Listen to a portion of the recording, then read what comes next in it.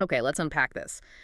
The world of AI agents, it's just, well, exploding right now, isn't it? It really is everywhere you look. Yeah, we're seeing them automate workflows, take control of computer interfaces. I mean, they're becoming pretty central to our digital lives. Absolutely. And recent surveys actually show over half of large IT enterprises are already using them. That's a huge adoption rate already. It is.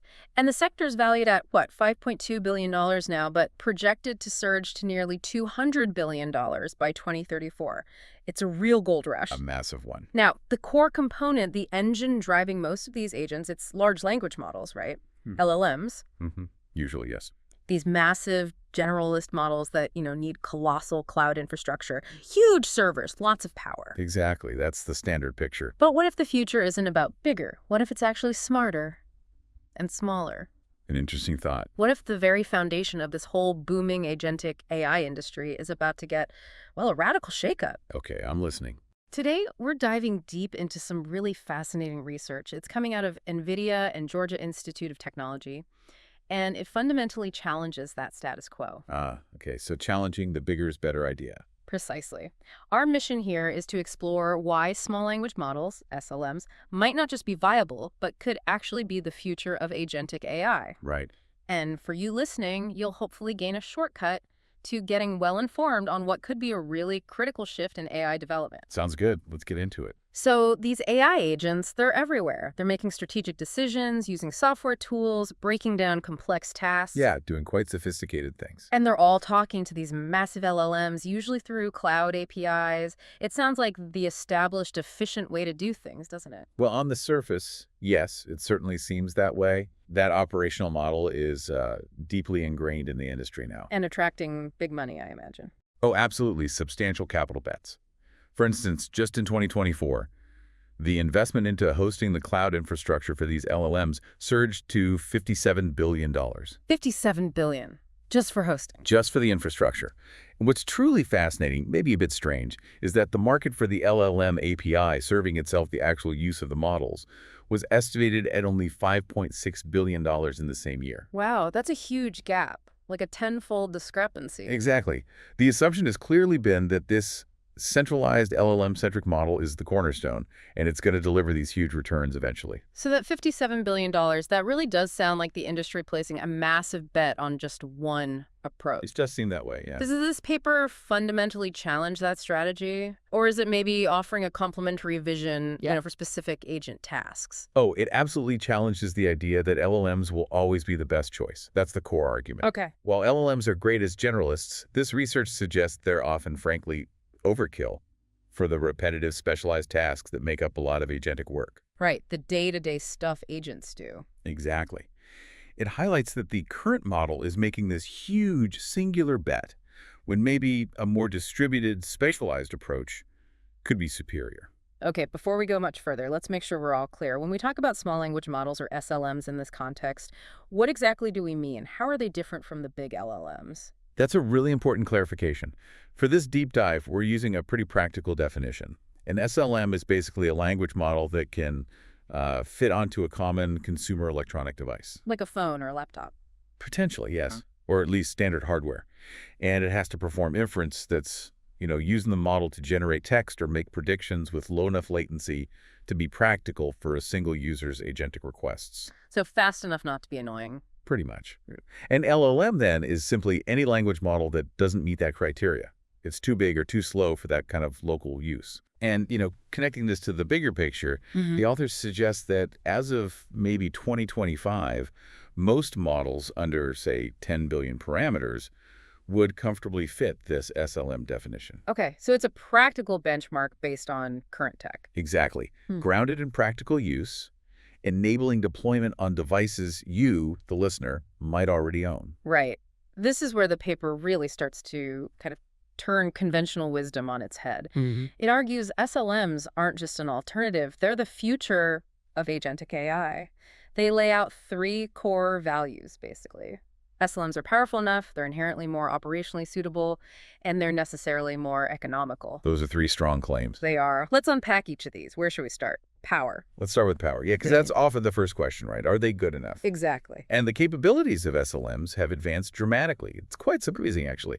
While the underlying scaling laws still generally hold, more data, more parameters, usually means better performance. Right, the basic rule. The curve between model size and capabilities is actually becoming steeper. Steeper. What does that mean in practice? It means that newer, smaller models are getting much, much better, much faster than we expected.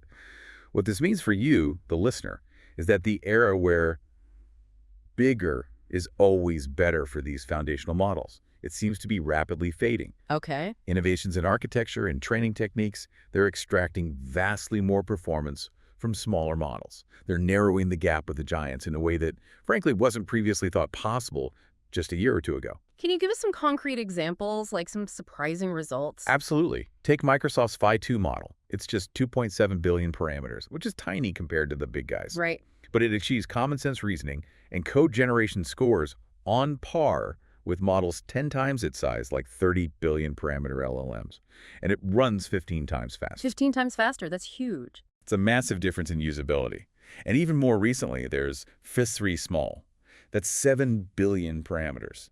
And it matches the language understanding and code generation of models in the 70 billion parameter range. 70 billion. So 10 times smaller, again, roughly, but similar performance on those tasks. On those specific benchmarks, yes. Then you have NVIDIA's Nemotron-H family. They range from 2 to 9 billion parameters. They offer instruction following and code generation accuracy comparable to dense 30 billion LLMs, but using just a fraction of the inference FLOP is the computational power needed. Less compute means less energy, less cost. Exactly. And maybe the most striking one. Salesforce has a model called XLM28B. It's an 8 billion parameter model, and it achieves state-of-the-art performance on tool calling, which is crucial for agents. Right, using external tools. Then it actually surpasses frontier models like GPT-4o and Claude 3.5 on those specific benchmarks. Wow, surpassing the biggest names. On that particular very important agentic task, yes. So it really isn't just about size anymore. Capability is the binding constraint. That feels like a real aha moment. I think it is for many people, yeah. But does this hold true across all types of agentic tasks, or are there still maybe some complex, really open-ended problems where the sheer scale and general knowledge of an LLM are still indispensable? That's a great question, and it gets to the nuance. Look, for truly novel, open-ended, maybe highly creative tasks, a massive LLM might still offer a broader conceptual space, more possibilities. Right.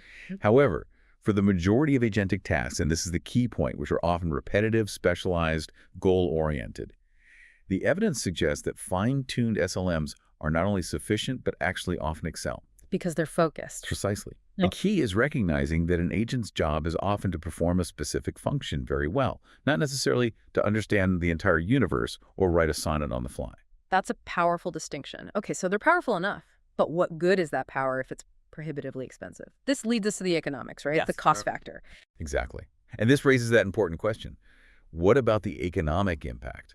This is where SLMs really shine. Right, much cheaper are we talking? Serving, say, a 7 billion parameter SLM is an astonishing 10 to 30 times cheaper than serving a typical 70 to 175 billion parameter LLM. 10 to 30 times. In what terms? In terms of latency, how fast it responds to energy consumption, and the raw FLOPs, the computation needed. So across-the-board savings. Yes. And this allows for real-time agentic responses at a scale that's just not feasible with the larger models without absolutely astronomical costs. Right, you couldn't have millions of users hitting a giant LLM constantly without breaking the bank. Not easily, no.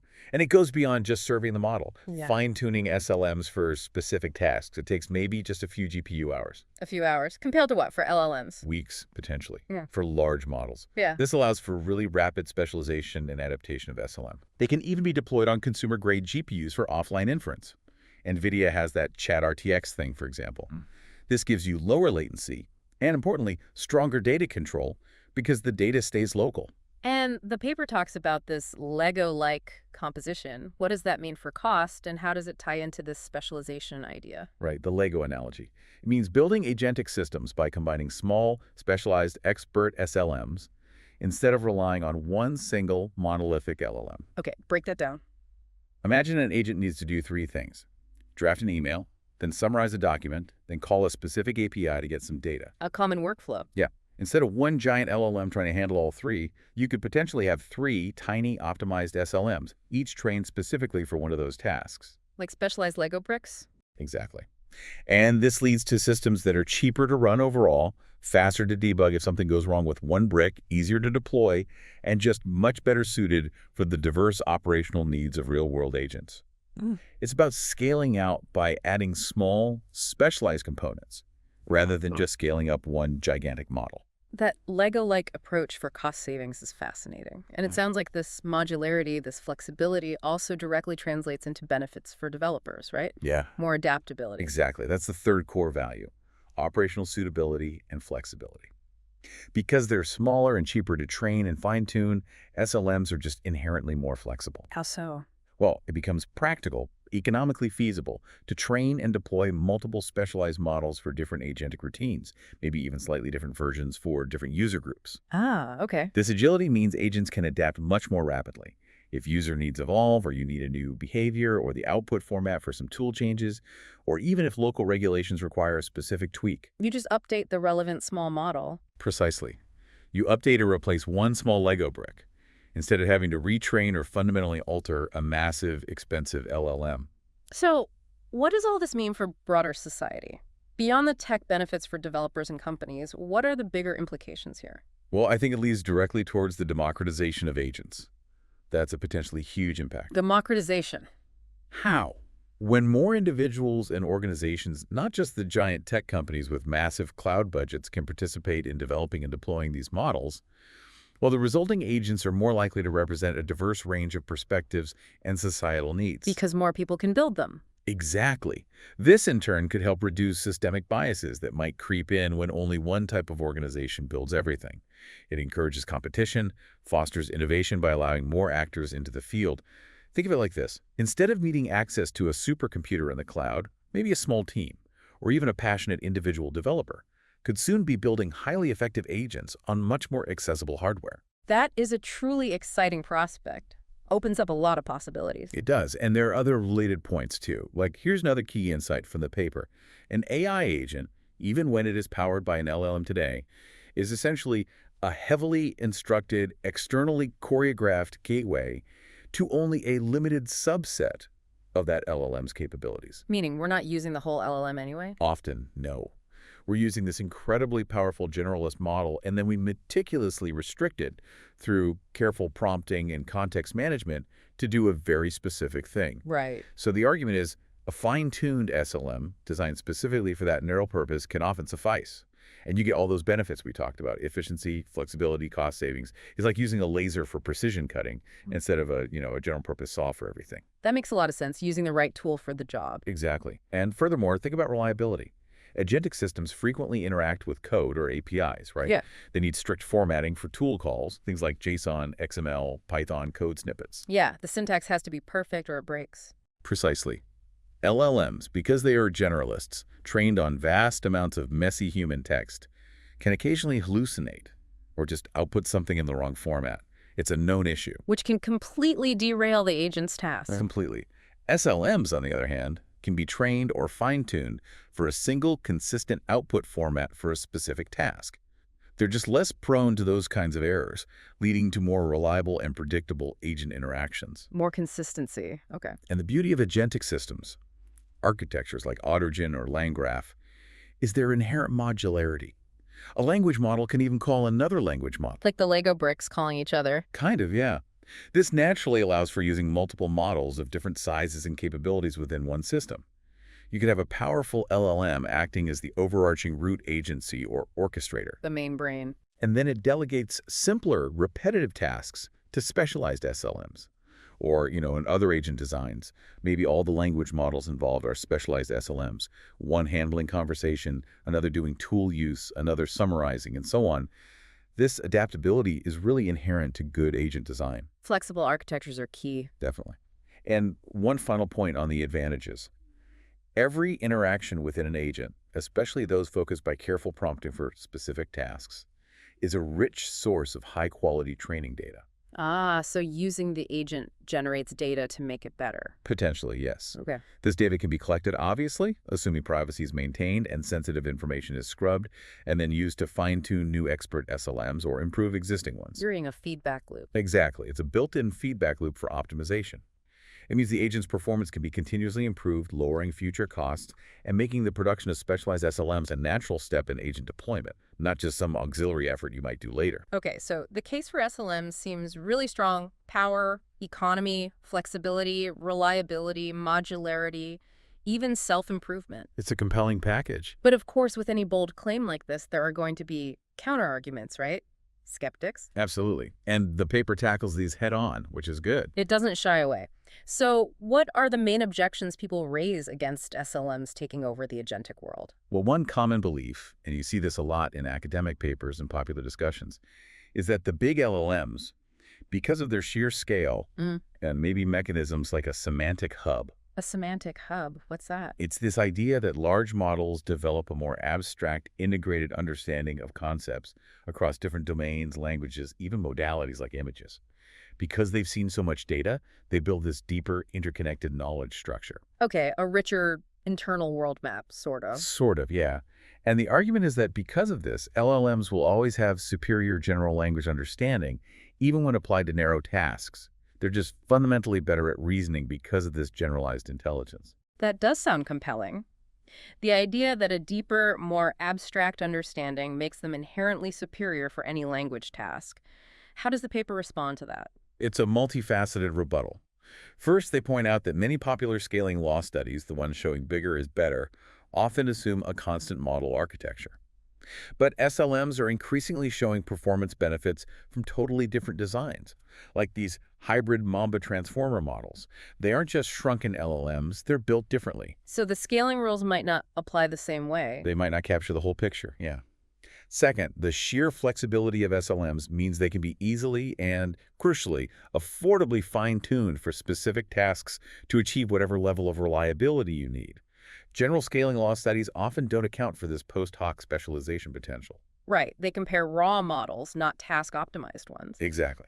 And third, while LLMs might have this semantic hub, the paper argues that advanced agentic systems are explicitly designed to decompose complex problems into simpler subtasks. Break it down. Yeah. And for these appropriately broken down subtasks, any broad, abstract understanding from a semantic hub in an LLM might actually be of little utility compared to an SLM that's been specifically tailored and fine-tuned for that exact subtask. The specialization wins out. Okay, so specialization can trump generalization for narrow tasks. What's the next counterargument? The next one is more about economics and infrastructure. The argument goes that while SLMs are individually cheaper per token, the economy of scale you get with centralized LLM inference with better load balancing across thousands of users, massive optimized infrastructure might still make the big models more cost-effective overall. Ah, the big data center advantage. Right. Plus, there are real costs associated with setting up potentially distributed SLM infrastructure and retaining the specialized talent needed to manage it all. It's not free to run lots of small models either. This raises an important question. Is the jury still out on that? Or is there likely a clear economic winner in the long run between centralized big models and distributed small ones? The authors actually acknowledge this as a valid case-specific view. They say, look, for some very specific, extremely high-volume, uniform scenarios, maybe centralized LLMs could retain an edge. Okay, so it's not absolute. It's not absolute. However, they believe the jury is still out, and several factors are tipping the scales towards SLMs possibly prevailing even here.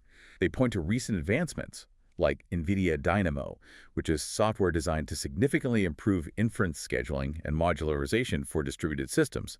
That directly counters the load balancing concern for SLMs. Making it easier to manage lots of small models efficiently. Yes. Furthermore, broader analyses indicate a pretty consistent falling trend in the costs of setting up inference infrastructure, just due to general tech progress. This makes distributed SLMs more feasible than ever before. So while it's a valid concern, the trend seems to be moving in favor of SLMs becoming economically viable even at scale. Interesting. Okay, what's the final main objection? The final alternative view is, well, simpler. It's just industry inertia. Inertia, meaning? Meaning the LLM agentic world has a huge head start. There's massive deployment already, tons of optimization work done, vast amounts of investment poured in based on that LLM assumption. Industry inertia just kind of funnels efforts, talent, and money in that direction, making it hard to change course, even if a superior alternative like SLMs exists. We've already bet big on this horse's problem. Pretty much. It's hard to pivot a battleship. And what's the paper's take on this powerful force of inertia? Is it insurmountable? They acknowledge it as a distinct possibility. Inertia is real. But they maintain that the sheer weight of the SLM advantages, their surprising power, their undeniable economy, their inherent flexibility, can plausibly overturn this present state of affairs. The economic incentive alone, that 1030x cost saving, is a very powerful force for change, even against inertia. Money talks, essentially. It often does in industry, yeah. So if SLMs have all these compelling advantages and the counterarguments have reasonable rebuttals, why aren't they widespread yet? What's actually holding them back from truly dominating the agentic landscape right now? That's the practical question, isn't it? Yeah. The paper identifies three main barriers they see currently. Okay, what are they? First, barrier one, massive upfront investment in the other direction. Like we just discussed with inertia, huge capital bets were made early on centralized LLM infrastructure. This meant the industry naturally prioritized developing tools and infrastructure for that model, largely omitting or underdeveloping possibilities for decentralized or on-device SLM deployment. The tooling just isn't as mature yet. Okay, the ecosystem needs to catch up. What's barrier two? Barrier two, the use of generalist benchmarks.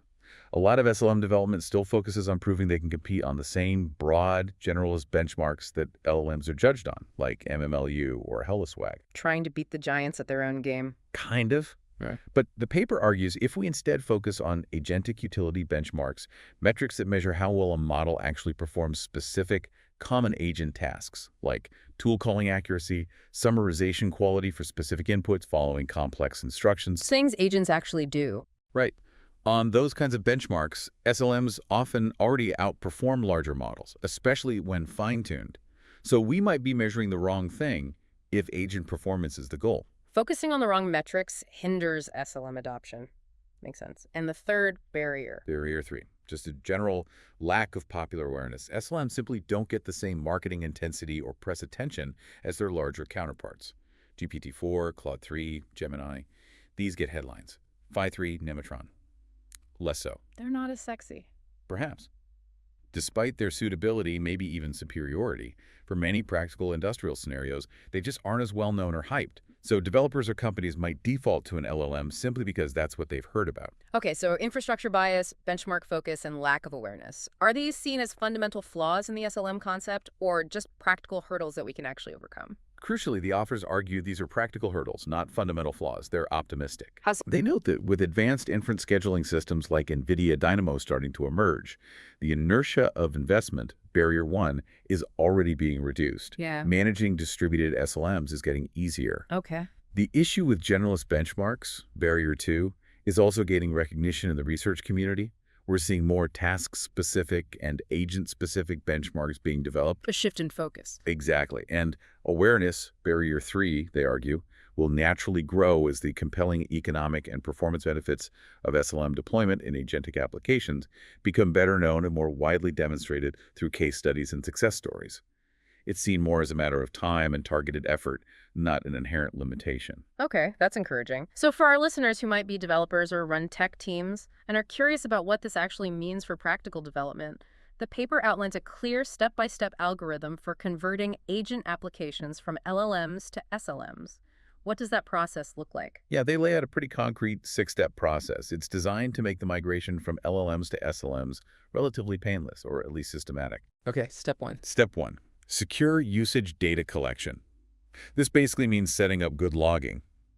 You need to deploy instrumentation to log all the calls your agent makes to the current LLM. Capture the inputs, prompts, the outputs, responses, any tool calls it makes, and maybe even things like latency. Get the raw data on how the LLM is being used. Precisely. Step two, data curation and filtering. You take all that raw data you collected and clean it up. This is critical. You have to rigorously remove any sensitive information, PII, personally identifiable information, PHI, protected health information, if you're in healthcare, confidential company data. You likely use automated tools, plus maybe some manual review for this. Privacy and security first. Got it. Step three. Step three, task clustering. And you take your clean data, all those prompts and actions, and you use unsupervised machine learning, like clustering algorithms, to identify recurring patterns. What kind of Patterns of requests or operations that could potentially be handled by a specialized model. For example, maybe you find clusters around recognizing user intent, or summarizing specific types of documents that come up often, or generating code in a particular style, or for a particular API. You're looking for repetitive tasks. Finding the job suitable for specialization. Okay, step 4. Step 4, SLM selection. For each distinct task cluster you identified, you choose one or more candidate SLMs. How do you choose? Based on their known capabilities from benchmarks, especially task-specific ones if available, their licensing terms, can you use it commercially, and their deployment footprint, can it run where you need it to run. You pick the best fit for each job. Makes sense. Step 5. Step 5, specialized SLM fine-tuning. This is where you actually train your chosen SLMs. You take the curated data corresponding to each task cluster and use it to fine-tune the candidate SLMs. Often, you'd use efficient techniques like lower dual, low-rank adaptation. That's a popular one, right? Yeah. Adapts models cheaply. Exactly. Very popular for fine-tuning without needing massive compute. Or you could even use knowledge distillation, where you train the SLM to mimic the output of a larger, more capable LLM on those specific tasks. Teaching the small model from the big model's example. Right. And finally, step 6, iteration and refinement. This isn't a one-time thing. You need to continuously monitor the performance of your new specialized SLMs, collect new usage data, and periodically retrain or refine them to maintain performance and adapt to any evolving usage patterns or new tasks that emerge. A continuous improvement cycle. Exactly. It's a modular, iterative process designed to incrementally improve efficiency and performance over time. That sounds very practical. And the paper doesn't just leave it theoretical, right? They give some real-world estimates of the potential for this kind of replacement. Yes, and this is where it gets really compelling. They offer case studies looking at existing agent frameworks. Like what? For MetaGPT, that's a multi-agent framework designed for collaborative software development. They estimated that a significant 60% of its current LLM queries could potentially be handled just as well, or better, by specialized SLMs fine-tuned for coding, planning, documentation, etc. 60%. That's huge for a complex system like that. It is. Then they looked at Open Operator, which is more of a general workflow automation agent. There, they estimated around 40% of its LLM queries could likely be replaced by SLMs. Still very significant savings potential. Definitely. And perhaps most impressively, they analyzed Cradle, an agent designed for general computer control, basically, controlling GUI applications on a computer. Like interacting with standard desktop software. Exactly. For Cradle, they estimated an impressive 70% of its LLM queries, which often involve understanding visual elements or specific UI interactions, could be reliably managed by specialized SLMs. 70%. That really drives the point home. These numbers are incredibly significant. It suggests this isn't some fringe idea or a minor optimization. It looks like a tangible, quantifiable shift with potentially massive real-world implications for how we build and deploy AI agents moving forward. That's certainly the conclusion the authors reach, and the evidence they present is quite persuasive. Wow. What an incredible deep dive that was. We've really seen how these small language models, SLMs, despite the name, are proving to be surprisingly powerful. Much more than many might think. Significantly more economical, which is always huge. Always a driver. And incredibly flexible for this rapidly growing field of agentic AI. This research, it really challenges our core assumptions about what it takes to build effective AI these days. It really does. We've navigated the technical arguments, looked at the capabilities, the economics, the operational advantages. We explored those counter perspectives and the rebuttals, and we even looked at that practical roadmap for actually making the transition. Yeah, that 6-step plan. Right. And the shift they propose from these monolithic LLMs to more specialized Lego-like SLM architectures, it feels like more than just a technical refinement. It really does have potentially profound implications for cost, for sustainability, less energy use, and maybe even for the democratization of AI, like we discussed. Getting more people involved. Exactly. It's about getting more bang for your compute buck, making AI more accessible, and ultimately building agents that are truly fit for their specific purpose, rather than using a giant hammer for every nail. This whole journey into SLMs, it really challenges us, and maybe you listening, to think differently about how we build and deploy AI. It's pushing towards optimizing resources, embracing modularity, and really exploring the boundaries of what's possible with more efficient models. The future of AI might just be smaller, smarter, and maybe, in some ways, closer to us running on our own devices than we ever imagined. Yeah, closer and more specialized. And if we connect this all back to the bigger picture, it does raise an important, maybe provocative question for you, the listener, to think about. How might this shift, this move towards smaller, more specialized, potentially deployable on your own device AI agents, how might that fundamentally change your daily interactions with technology? And maybe even reshape who gets to build and innovate with AI in the future? Will your next personal assistant live entirely on your phone, deeply personalized? Or will it be this smart orchestrator, seamlessly coordinating dozens of tiny specialized models in the cloud and on your device? It's a different vision of the future. Definitely something to ponder as you go about your day. Thanks so much for joining us on this deep dive. My pleasure. We really hope you feel incredibly well informed now about the potential of SLMs and are ready to explore more.